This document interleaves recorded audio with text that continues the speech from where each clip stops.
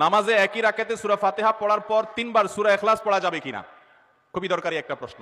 সূরা ইখলাস কোরআনের এমন একটা সূরা, যেই সূরা শুধুমাত্র আমাদের আল্লাহর কথা বলা আছে। এই সূরাতে অন্য কোনো সাবজেক্ট নাই। এই সূরায় শুধু কার আলোচনা আছে? এরকম আরেকটা সূরা কোরআনে নাই যে সূরার শুরু থেকে শেষ পর্যন্ত শুধু আল্লাহর গুণগান আছে, আল্লাহর বৈশিষ্ট্যের কথা আছে, আল্লাহর একত্ববাদের কথা আছে, অন্য কোনো সাবজেক্টই নেই। এটা সাবজেক্টই শুধু আল্লাহ তাআলা। এইজন্য এক সাহাবী এই সূরাকে খুব ভালোবাসতেন। তিনি মানুষের ইমামতি করতে গিয়ে সূরা ফাতিহার পরে অন্য যা পড়েন না পড়েন সাথে সূরা ইখলাস অবশ্যই পড়তেন। দুইজন সাহাবীর জীবনে এরকম ঘটনা পাওয়া যায়। একজন সম্ভবত মসজিদে কুবার বা এরকম কোন মসজিদের ইমাম ছিলেন, আরেকজন জিহাদের ময়দানে এই কাজ করতেন।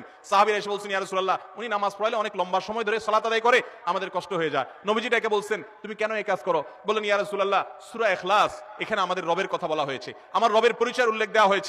এটা নামই সূরা ইখলাস, তাওহীদকে খালেজ করার সূরা, শিরক মুক্তির সূরা, আমার রবের গুণের সূরা। এখানে অন্য কারোর ইস্যু নাই, শুধু আমার আল্লাহর কথা বলা আছে। এইজন্য এই সূরার মর্মটা, এর অর্থটা আমাকে খুব স্পর্শ করে।